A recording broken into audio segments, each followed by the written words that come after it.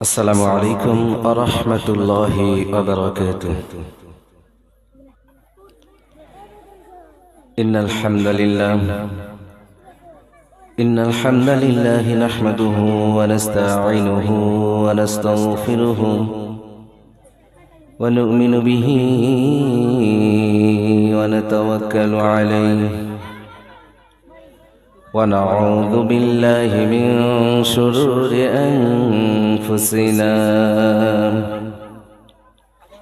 ومن سيئات أعمالنا. من يهده الله فلا مضل له ومن يضلله فلا هادي له.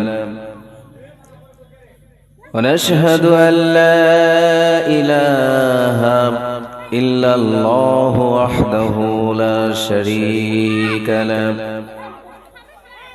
ونشهد أن سيدنا ونبينا ومولانا محمدا عبده ورسوله. أما بعد فقد قال الله تعالى في كلامه المجيد وفي فرقانه الحميد. أعوذ بالله من الشيطان الرجيم. بسم الله الرحمن الرحيم. إن الله وملائكته يصلون على النبي يا أيها الذين آمنوا صلوا عليه وسلموا تسليما. اللهم صل على محمد وعلى آل محمد كما صليت على إبراهيم وعلى آل إبراهيم إنك حميد مجيد. اللهم بارك على محمد وعلى آل محمد كما باركت على إبراهيم وعلى آل إبراهيم إنك حميد مجيد. بلغ العلا بكماله كشف الدجى بجماله حسنت جميع خصاله صلوا عليه وآله. بلغ العلا بكماله كشف الدجى بجماله حسنت جميع خصاله صلوا عليه وآله. আলহামদুলিল্লাহ, সমস্ত প্রশংসা ও তারিফ সেই মহান আল্লাহ সুবহানাহু ওয়া তাআলা আলিশান দরবারে, যে আল্লাহ সুবহানাহু ওয়া তাআলা আমাদেরকে পূর্ণ একটি বছর পর চাপিলাপাড়া জামে মসজিদের উদ্যোগে বিরাট তাফসীরুল কোরআন মাহফিলে, যে আল্লাহ তাআলা আমাদেরকে কোরআনের আলোচনা বলার এবং শোনার মতো তৌফিক দান করছেন, আমরা সেই মহান রবের শুকরিয়া আদায় করি। জবান খুলে সকলে পড়ি আলহামদুলিল্লাহ। লক্ষ কোটি দুরুদ ও সালাম বর্ষিত হোক আমাদের হৃদয় স্পন্দন, আমাদের কলিজার টুকরা, প্রাণের প্রিয় রাসূলের প্রতি। আমরা জবান খুলে সকলে পড়ি সাল্লাল্লাহু আলাইহি ওয়াসাল্লাম। প্রিয় চাপিলাপাড়াবাসী, আমি আপনাদেরকে উদাত্ত আহ্বান জানাচ্ছি, আপনারা যারা এদিক সেদিক ঘোরাফেরা করছেন, আমি আল্লাহ এবং তার রাসূলের পক্ষ থেকে আপনাদেরকে দাওয়াত দিচ্ছি, আপনারা মেহেরবানি করে সকলে সামিয়ানার নিচে বসে যান। এখানে কোরআন এবং হাদিস থেকে আলোচনা করা হবে। দুনিয়ার কোনো অনর্থক কথা নয়, সবচাইতে মূল্যবান কথাই এখানে আলোচনা করা হবে। যে কথাগুলো মিথ্যা নয়, বরং এ কথা আজ হোক কাল হোক একদিন আল্লাহ সুবহানাহু ওয়া তাআলা আমাদের জন্য তা বাস্তবায়ন করবে ইনশাআল্লাহ। দুনিয়ার কত ওয়াদা দেখলাম আমরা, সময় পেরিয়ে গেলে সেই ওয়াদার আর কোনো মূল্য থাকে না। থাকে কত ওয়াদা, সময় পেরিয়ে গেলে সেগুলো ওয়াদার কোনো মূল্য থাকে না। কিন্তু আল্লাহ সুবহানাহু ওয়া তাআলা আমাদের জন্য যে ওয়াদা দিয়েছেন, সেই ওয়াদা অবশ্যই অবশ্যই একদিন না একদিন আল্লাহ সুবহানাহু ওয়া তাআলা আমাদের জন্য বাস্তবায়ন করবে, বলি সুবহানাল্লাহ। এরকম একটি চিরন্তন সত্য বাণী, এমন ওয়াদা, চিরন্তন সত্য ওয়াদা পাওয়ার পরও আমরা মুসলমান আজকে এমন তাফসিরুল কোরআন মাহফিল থেকে নিজেদের মুখকে গুটিয়ে নিয়েছি, নিজেদের কানকে আমরা গুটিয়ে নিয়েছি, নিজেদের অন্তরকে আমরা গুটিয়ে নিয়েছি। এর চাইতে দুর্ভাগ্যজনক কথা কি হতে পারে? তাই আমি আপনাদেরকে উদাত্ত আহ্বান জানাচ্ছি, আপনারা যারা বয়োবৃদ্ধ লোক আছেন, অন্ততপক্ষে সন্ধ্যার সময় আপনাদের বসা উচিত, যাতে করে এই মাহফিলের আদব রক্ষা হয়। একটি বছর অন্তর মাহফিল হয়, লক্ষ লক্ষ টাকা খরচ হয়। সেখান থেকে যদি আমরা কোরআনের একটা বাণী না শুনতে পারি, তাহলে এই মাহফিল করার মূল্যটা ভাই কি হয়? কি দাম দিলাম আমরা? তো যাই হোক, এত নীতি কথা আমি আপনাদেরকে শোনাবো না, আমরা মূল আলোচনার দিকে ফিরে যাব ইনশাআল্লাহ। আল্লাহ সুবহানাহু ওয়া তাআলা আমাদের এই দুনিয়াতে প্রেরণ করেছেন। কেন প্রেরণ করেছেন এইটা একটা পাগলও জানে, যে আল্লাহ তাআলা আমাদের কেন এই দুনিয়াতে প্রেরণ করেছেন, অথচ আমরা মানি না। মানার অভাব, তাই না? মানতে চাই না। আমাদের যদি বলা হয় ভাই নামাজ পড়েন, বলে যে ভাই পড়বো। ভাই রোজা রাখেন না? রাখবো। ভাই জিকির আজকার করা লাগবে না? হ্যাঁ করবো, করবো না কেন? আমরা মুসলমান, করতেই হবে।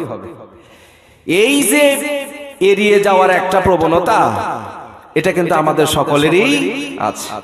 কিন্তু একটা বার কি আমরা কখনো চিন্তা করছি, নামাজ অবহেলায় ছেড়ে দিলাম, জিকির অবহেলায় ছেড়ে দিলাম, হজ অবহেলায় ছেড়ে দিলাম, কোরআনের তাফসিরুল কোরআন মাহফিল আমরা অবহেলায় ছেড়ে দিচ্ছি।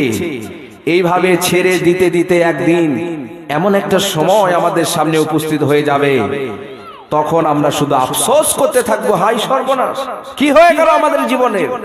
এত মূল্যবান সময় আমাদের মাঝখান থেকে এত তাড়াতাড়ি বিদায় হয়ে গেল কেন? তখন কি আর এত নামাজের কাজ আদায় করতে পারবো? সম্ভব হবে? রোজার কাজ আদায় করতে পারবো? সম্ভব হবে না। তাফসিরুল কোরআন মাহফিলের কাজ আদায় করতে পারবো? এক রাতি তো পারি না।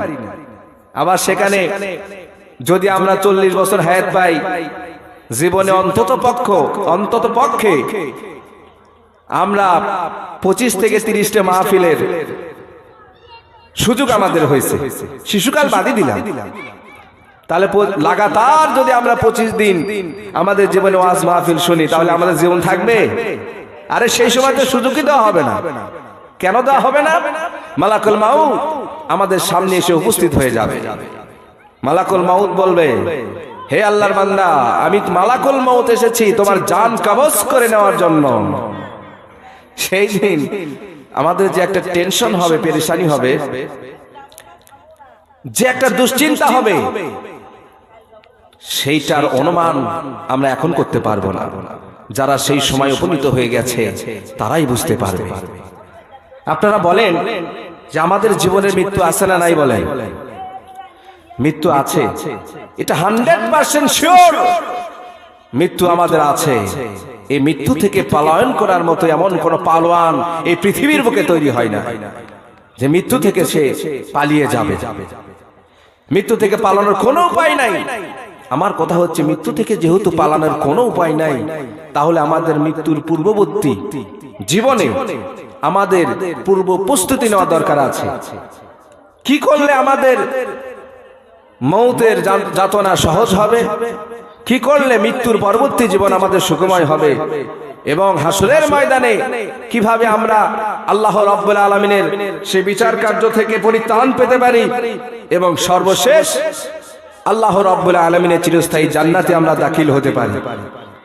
এই চিন্তা ফিকির আমাদের কখনো আছে? নাই। এই চিন্তা যখনই আমরা ছেড়ে দিয়েছি, তখনই আমাদেরকে শয়তান পেয়ে বসেছে। শয়তান বলতেছেন, বারে মুসলমান, তোমার সামনে নির্ঘাত একটা বিপদ রেখে তুমি আজ ভুলে আছো দুনিয়া নিয়ে, তুমি আজ মৌজ মাস্তি করতেছো, কিন্তু তোমার জন্য যে সামনে বিপদ আছে এটা তুমি একেবারে ভুলে গেছো। শয়তান আমাদেরকে কড়াভাবে ধরছে, শয়তান আমাদেরকে পাকড়াও করে ফেলেছে। শয়তান বারবার চায় মানুষরা ধোঁকা, শয়তান চায় মানুষকে বোকা বানিয়ে ধোঁকা দিয়ে বোকা বানিয়ে তাদেরকে ইসলাম থেকে খারিজ করে জাহান্নামে পাঠিয়ে দেওয়ার জন্য, ঠিক কি না? পেয়ারা হাজিরিন, এই জন্য আমি আপনাদেরকে উদাত্ত আহ্বান জানাই, আমরা কি শয়তানের পক্ষে থাকতে চাই না আল্লাহর পক্ষে থাকতে চাই? যদি আমরা আল্লাহর পক্ষে থাকতে চাই প্রিয় মুসলমানগণ, তাহলে আল্লাহ রাব্বুল আলামিন আমাদের জন্য যা নিয়ম নির্দেশনা দিয়েছেন অক্ষরে অক্ষরে তা পালন করা লাগবে আমাদের। শয়তানের পদাঙ্ক অনুসরণ করা যাবে না। মহান আল্লাহ রাব্বুল আলামিন বলেছেন যে তোমরা শয়তানের পদাঙ্ক তোমরা অনুসরণ করো না, বরং তোমরা আল্লাহ এবং তার রাসূলের পূর্ণ আনুগত্য করে চলো। আল্লাহ রাব্বুল আলামিন বলেছেন, এই দুনিয়াতে তোমাদের জন্য আমি সফল কাম দিব এবং পরকালের জীবনও আমি আল্লাহ রাব্বুল আলামিন তোমাদের জন্য নাজাতের ব্যবস্থা করে রেখেছি। বলেন সুবহানাল্লাহ। প্যারা হাজিরিন, দুনিয়াতে আমরা কত মানুষের সঙ্গে চললাম, আজ দেখবেন কত মানুষ আছে, কত বন্ধু বান্ধব আছে, মনটা চাই তাফসীরুল কোরআন মাহফিলে গিয়ে একটু কোরআনের আলোচনা শুনিয়েছি, কিন্তু আমার পাশের বন্ধু বলতেছেন, বন্ধুরে এখনো তো অনেক সময় আছে, গভীর রাত আছে, এখনো তো প্রধান বক্তা ওঠে নাই রে বন্ধু, এখনো কেন যাবি? আয় গল্প করি, চায়ের আড্ডায় আমরা একটু মৌজ মাস্তি করি। এইরকম ধোঁকা দেয় কিনা? পক্ষান্তরে দেখবেন আস্তে আস্তে আপনার তন্দ্রা এসে যাবে, একটু জীবনে এসে যাবে, বাড়িতে আপনি ফিরে যাবেন, এমন একটি বরকতময় মাহফিল আপনার তাকদীর থেকে আল্লাহ তাআলা বঞ্চিত করে দিবে। এই জন্য কারো কথায় কান দিয়ে নয়, বরং আমরা আমাদের নিজের ভালোর জন্য যা দরকার তা আমাদের করতে হবে। ওই যে কথাই আছে না, নিজের ভালো পাগলও বোঝে, নিজের ভালো পাগলও বোঝে। এই জন্য আমরা আমাদের জীবনের সার্বিকভাবে যে জড়িয়ে আছে সেটা হচ্ছে বন্ধু। তাই আছে না, আমাদের কত বন্ধু খেলার সাথে আছে। ভাইরে, এই সকল বন্ধু যদি আমরা আল্লাহর জন্য কারোর সঙ্গে বন্ধুত্ব না করি, তাহলে আল্লাহর কসম করি বলে এই বন্ধুই একদিন আমার বিপদের কারণ হবে। আর যদি সেই বন্ধুকে আমি আল্লাহ এবং তার রাসূলের জন্য বানাই, তাহলে এই বন্ধু যেমন আমার দুনিয়াতে সুফল বয়ে নিয়ে আসবে, পরকালেও কিন্তু নাজাতের ওসিলা হয়ে যেতে পারে। বলেন সুবহানাল্লাহ। বন্ধু যেমন ভালো, বন্ধু তেমন খারাপ। আলোচনা কি শুনবেন? আপনারা কি শুনতে রাজি আছেন? যদি কথা দাও বন্ধু, দিন কায়েমের সাথে থাকবে, যদি কথা দাও বন্ধু, দিনের পথে তুমি থাকবে, তবে তোমাকে গান শোনাবো, যে গানে হৃদয়টা জাগবে, যে গানে হৃদয়টা জাগবে, যদি কথা দাও বন্ধু, দিনের পথে তুমি থাকবে, যদি কথা দাও দিন কায়েমে অগ্রণী ভূমিকা রাখবে। তবে তোমাকে গান শোনাবো, যে গানে হৃদয়টা জাগবে। বলেন আল্লাহু আকবার। প্রিয় বন্ধুরা, এই দুনিয়াতে আমরা যার যার বন্ধু আছে একটু সতর্ক হব। এই দুনিয়াতে বন্ধু যেমন আমার উপকারে আসে, বন্ধু তেমন আমার ক্ষতির কারণ হয়ে যায়। বন্ধু নির্বাচন যদি আমরা এই দুনিয়াতে সঠিকভাবে না করতে পারি, আল্লাহর কসম করে বলি, দুনিয়া আমার জন্য ধ্বংস ডেকে নিয়ে আসবে, পরকালও আমার জন্য ধ্বংস অনিবার্য। তাহলে বন্ধু বানাতে হবে কার জন্য বলেন? সম্মানিত হাজিরিন, মহান আল্লাহ রাব্বুল আলামিন বলেছেন, ও দুনিয়ার মানুষেরা, খবরদার তোমরা শয়তানকে তোমাদের বন্ধু রূপে গ্রহণ করো না। মুমিনরা যেহেতু আছে, তুমি শয়তানকে কেন বন্ধু বানাবা? মুমিন তোমাদেরকে সব সময় আল্লাহর ভয় দেখাবে। মুমিনরা তোমাকে সব সময় আল্লাহর কথা তোমাকে স্মরণ করিয়ে দিবে। মুমিন তোমাদেরকে, মুমিন বান্দা তোমাদেরকে মৃত্যুর কথা স্মরণ করিয়ে দেবে। সব সময় আল্লাহ রাসূলের পথে এবং আদর্শে চলার মতো তোমাদেরকে পরামর্শ দান করবে। পক্ষান্তরে তোমরা যদি শয়তানকে বন্ধুরূপে গ্রহণ করো, তাহলে ওই শয়তান তোমাদেরকে খারাপ পথে পরিচালিত করবে। শয়তান তোমাদেরকে ভ্রান্ত পথে পরিচালিত করবে, আর একদিন না একদিন তোমাদেরকে বেঈমান হিসেবে মৃত্যুবরণ করতে বাধ্য করবে। ঠিক কিনা? তাহলে আমরা বন্ধু যখন নির্বাচন করব, তখন অবশ্যই ভালো বন্ধুদের নির্বাচন করব, তাই না? আমাদের কত ফ্রেন্ড সার্কেল রয়েছে। আপনারা বলবেন, ভাই আমি ভালো, কিন্তু আমার অন্যান্য বন্ধুরা খুব দুষ্ট, এদের সঙ্গে কি আমি সম্পর্ক রাখবো? এরকম কথা আসে না? এরকম যদি হয় যে আমার বন্ধুরা খারাপ কিন্তু আমি ভালো, কিন্তু তাদের সঙ্গে কি আমি সম্পর্ক রাখবো? আমি বলি, দেখেন, বন্ধুত্ব যখন, সম্পর্ক তো রাখতেই হবে। তবে একটি কথা আপনার মনে রাখবেন, আমি যতই ভালো হই, আমার বন্ধু সার্কেল যদি খারাপ হয়, একদিন না একদিন তাদের রসাতলে পড়ে আমিও খারাপ হতে বাধ্য হব। ঠিক কিনা? কেমন করে? যেমন দেখেন, আমি একটা এক্সাম্পল দিই। আমরা অনেক সময় বন্ধুদের সঙ্গে চলাফেরা করি, বন্ধুরা আমাদেরকে ইয়ারকি ফাজলামের মাধ্যমে অনেক গালি দেয়, তাই না? ফাহিশা কথা বলে। তো আমি এ কথা শুনতে শুনতে একদিন আমার বন্ধুর মনোরঞ্জন করার জন্য, তাদের মনসন্তুষ্টি করার জন্য, তাদের কথার প্রতি উত্তরে এমন ভাষায় দিচ্ছি যেটা কোরআনেও খাটবে না, হাদিসেও খাটবে না। চিন্তা করছেন, আমি ভালো, কিন্তু আমার বন্ধুদেরকে এমন কথাগুলো বলছি যার কারণে আমিও বেঈমান হয়ে যাচ্ছি। এরকম হয় না? দেখবেন 2-4 জন মানুষ যদি কি বলা হয় এক জায়গায় এসে যায়, তখন দেখবেন যে অনেক কথাবার্তা হয়, ফাহিশা কথাবার্তা হয়, তখন ভালো বন্ধুও তাদের সঙ্গে সুর মিলাইয়া ফাহিশা কথা বলা শুরু করে দেয়। এই জন্য আল্লাহ রাব্বুল আলামিন এই ফাহিশা কাজ থেকে বিরত থাকার জন্য মানুষদেরকে নির্দেশ প্রদান করেছে, মানুষরে তোমরা কেন খারাপ পথে যাবে, ফাহিশা কাজ কেন করবে? ওই যে তোমার বন্ধুদের মনোরঞ্জন করার জন্য তুমি যে ফাহিশা কথা বলতেছো, তুমি কি মনে করেছো এই কথা আল্লাহ রাব্বুল আলামিন মিটায়ে দিবেন? তা কিন্তু নয়। আল্লাহ পাক কিয়ামতের ময়দানে আমাদের জবানেরও হিসাব আল্লাহ তাআলা কিয়ামতের ময়দানে নেবেন, ছেড়ে দেবেন না। যেহেতু আমাদের প্রত্যেকটা কথা রেকর্ড হয়ে যাচ্ছে, প্রত্যেকটা কাজ আমাদের জন্য রেকর্ড হয়ে যায়। বলেন সুবহানাল্লাহ। আল্লাহ রাব্বুল আলামিন বলেন, কিরামান কাতিবিনা ইয়ালামুনা মা তাফআলুন।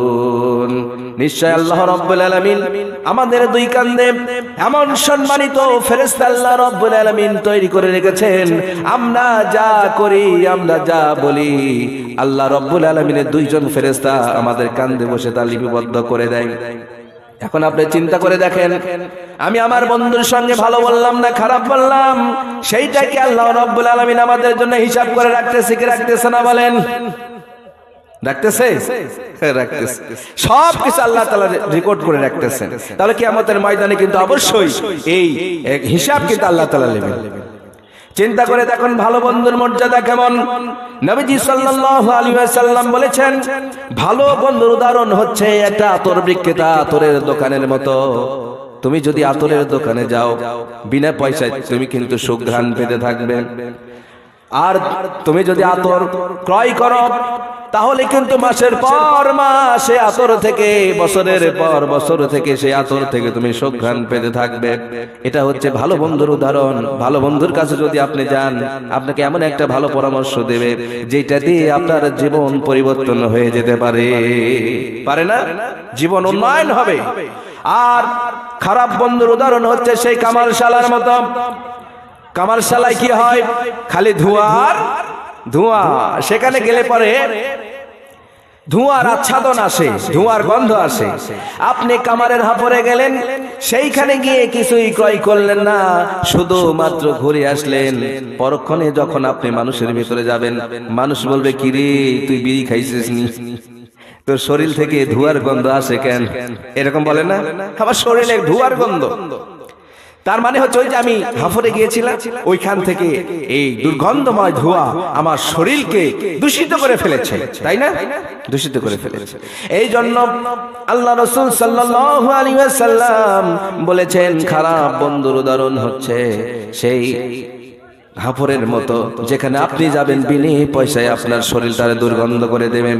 আর আপনি এই দুনিয়াতে যদি খারাপ বন্ধু নির্বাচন করেন, ওই বন্ধুটা আপনার জীবনটাকে দূষিত করে ফেলবে, আপনার জীবন দূষিত করে ফেলবে, আপনার আমল বরবাদ করে দেবে, শেষ পর্যন্ত আপনার জীবনটা পর্যন্ত বরবাদ করে দিতে সে দ্বিধাবোধ করবে না।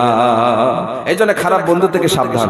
ইনশাআল্লাহ আমরা বন্ধু নির্বাচন ক্ষেত্রে অবশ্যই ভালো বন্ধুদেরকে নির্বাচন করব। কেন ভালো বন্ধুদের নির্বাচন করব? দেখেন হাদিসের একটি ঘটনা আপনাদের আমি তুলে ধরি। রাসূলুল্লাহ সাল্লাল্লাহু আলাইহি ওয়াসাল্লাম যখন হিজরত করে মদিনায় গেলেন, মক্কায় অসংখ্য লোক রয়েছে, তারা দ্বিধা সংকোচে আছে, মনে করতেছে নবীজি সাল্লাল্লাহু আলাইহি ওয়াসাল্লাম তো মদিনায় চলে গেছেন, আমরাও দুই একদিন পর মদিনায় চলে যাব, রাসূলুল্লাহ সাল্লাল্লাহু আলাইহি ওয়াসাল্লামের সঙ্গে বসবাস করে সেখানে আমরা ইসলামের কালিমার পতাকা, কালিমার সেই বাণীগুলো মেনে চলব, ইসলামের আইনগুলো পুঙ্খানুপুঙ্খভাবে মেনে চলব, একটা শাশ্বত জীবনের শান্তির জীবনেই আমরা পদার্পণ করব। এরকম নিয়ত অনেক মানুষের ছিল। কিন্তু দেখেন একজন ব্যক্তি এইরকম মনস্থ করেছে, বন্ধুকে বলল, বন্ধুরে মুহাম্মদ রাসূলুল্লাহ সাল্লাল্লাহু আলাইহি ওয়াসাল্লাম যতদিন মক্কায় ছিল ততদিন তো নবীজি সাল্লাল্লাহু আলাইহি ওয়াসাল্লামের সান্নিধ্য আমরা যেতে পারি নাই। মনটা বড় আনচান করত, নবীজির সঙ্গে একটু বসে কথাবার্তা বলি, নবীজির মুখের ভাষাগুলো আমরা শুনি, নবীজি সাল্লাল্লাহু আলাইহি ওয়াসাল্লাম যা নির্দেশ প্রদান করে তা আমার করতে মন চাই রে বন্ধু। কিন্তু এখন তো নবীজি সাল্লাল্লাহু আলাইহি ওয়াসাল্লাম মক্কায় নাই, মদিনায় তিনি চলে গেছেন। আমার মনটা বড় চাই আমিও মক্কায় গিয়ে নবীজির সঙ্গে একটু দেখা করে আসি। আমার মন চায় আমি মদিনায় গিয়ে রাসূলের ঘরের সঙ্গে ঘর বানায়া নবীজি সাল্লাল্লাহু আলাইহি ওয়াসাল্লামের সঙ্গে আমার জীবনটা গড়ে দেই। কিন্তু বন্ধু বলতেছেন, হায় রে বন্ধু, তুই যদি যাস তোর ফ্যামিলির কি হবে? বন্ধু রে তুই যদি যাস, এতগুলো ফসল আবাদ করছিস, এগুলো তোর কি অবস্থায় হবে রে বন্ধু? বন্ধুরে তোর ব্যবসা বাণিজ্য কে সামলাবে? এইভাবে তাদেরকে ধোঁকা দেওয়া শুরু করে দিল। বলতেছে, বন্ধু ওর চাইতে একটা কাজ কর, ব্যবসা যেহেতু আছে এখন খুব কম দর চলতেছে, আমার সঙ্গে বাণিজ্যে চলে আয়, বাণিজ্যে যা, সেখানে একটু ব্যবসা বাণিজ্য কর, টাকা পয়সা হোক, তারপরে না হয় মদিনায় গিয়ে ব্যবসা করিস। বন্ধু পরামর্শ দিয়েছে যে এই ব্যবসা বাণিজ্য কর, একটু টাকা হোক, টাকা হলে পরে তুই মদিনায় যাবি, আর সেখানে রাসূলুল্লাহ সাল্লাল্লাহু আলাইহি ওয়াসাল্লামের সঙ্গে একই সঙ্গে তুই বসবাস করবি মসজিদে নববীতে। একবার বন্ধুর কথা শুনে তিনি সিরিয়ায় চলে গেলেন। সিরিয়া থেকে আসার পরে পথিমধ্যে প্রচন্ড জ্বর আসলো। সেই ব্যক্তিটা মনে করল, আহারে আমার শরীরে এত বড় জ্বর এসেছে, আমার মনে হয় মক্কায় ফিরে যাওয়ার আমার হবে না, আমি এখানে ইন্তেকাল করব, আমার জীবনটা হয়তো আর মক্কায় যেতে পারবে না। এবার ওই বন্ধুকে বলতেছেন, হে বন্ধু, তোর কথা শুনে আজকে আমি আমার জীবনটা উন্নয়ন করার জন্য এত টাকা পয়সা অর্জন করলাম, তোর কথা শুনে আমার ব্যবসা বাণিজ্যের পরিধিটা বাড়াইয়ে দিলাম। আল্লাহর কসম করে বলি রে বন্ধু, আজকে আমি কি পাইলাম? আমার মনটা চাই বিশ্বনবী মুহাম্মদ রাসূলুল্লাহ সাল্লাল্লাহু আলাইহি ওয়াসাল্লামের দরবারে গিয়ে নবীজি সাল্লাল্লাহু আলাইহি ওয়াসাল্লামের সঙ্গে আমি বসবাস করব রে বন্ধু। কিন্তু এমন একটা রোগ আল্লাহ রাব্বুল আলামিন আমার দিয়েছে, আমি তো আর মদিনায় যেতে পারবো না, মসজিদে নববীতে আর তো কোনোদিন নামাজ আদায় করতে পারবো না। বন্ধুরে তোরে আমি ধিক্কার জানাই, ধিক্কার জানাই। তুই যদি আমাকে সেই দিন পরামর্শ দিতি বন্ধু, তুই চলে যা, চলে যা বিশ্বনবী সাল্লাল্লাহু আলাইহি ওয়াসাল্লামের দরবারে, আমি তোর ব্যবসা বাণিজ্য সবকিছু ঠিক রাখবো, তোর শস্য ক্ষেত আমি ঠিক রাখবো। বন্ধু এইরকম অভয় যদি সেই দিন দিতি, তাহলে আমি আজকে এখানে না, আমি নবীজি সাল্লাল্লাহু আলাইহি ওয়াসাল্লামের পাশে গিয়ে বসে থাকতাম। বলেন সুবহানাল্লাহ। বন্ধু তোরে আমি বন্ধু বানাইছি ঠিক, কিন্তু এমন পরামর্শ তুই আমারে দিছিস, যেই পরামর্শ শুধু দুনিয়ার জন্য হয়েছে, পরকালের জন্য কোনো কিছু হয় নাই। এ বাবা, দুনিয়াতে কত বন্ধু আপনাকে পিস্টান দেবে, কিন্তু আল্লাহ রাব্বুল আলামিনের দিকে আপনাকে ফিরে আসা লাগবে। ওই যে ওই বন্ধু জীবনের শেষ পর্যায়ে এসে বুঝতে পারতেছে এমন সিদ্ধান্ত আমি আর দুনিয়াতে আমি নিয়েছি, যেই সিদ্ধান্ত আমার ভুল হয়েছে। এই রকম ভাবে আমাদের জীবনটাও আস্তে আস্তে আস্তে আস্তে কেটে যাচ্ছে। এমন সময় গিয়ে আমাদের হোশ হবে, সেই দিন মালাকুল মউত আমাদের সামনে হাজির হয়ে যাবে। ওই দিন আমরা আফসোস করতে থাকবো, হায় সর্বনাশ, আমরা যদি একটু সময় মতো নামাজ আদায় করতে পারতাম, আমরা যদি সময় মতো একটু রোজা করতে পারতাম, আমরা যদি সময় মতো আমাদের দান সদকা করতে পারতাম, তাহলে আজকে আমাদের আফসোস করা লাগতো না। ঠিক কিনা বলেন? তাহলে আমাদের এরকম কোরআনের মাহফিলে আসার দরকার আছে না নাই? আছে। তাহলে আমরা আল্লাহর ইবাদত করার জন্য আসছি ভাই, এই কথায় আপনারা কেউ মাইন্ড করবেন না, মাইন্ড করার কোনো কিছু বলি নাই। সুতরাং আমরা যেহেতু আল্লাহর গোলাম, আল্লাহকে আমাদের বন্ধু হিসেবে গ্রহণ করতে হবে, আমাদের বন্ধু হিসেবে গ্রহণ করতে হবে।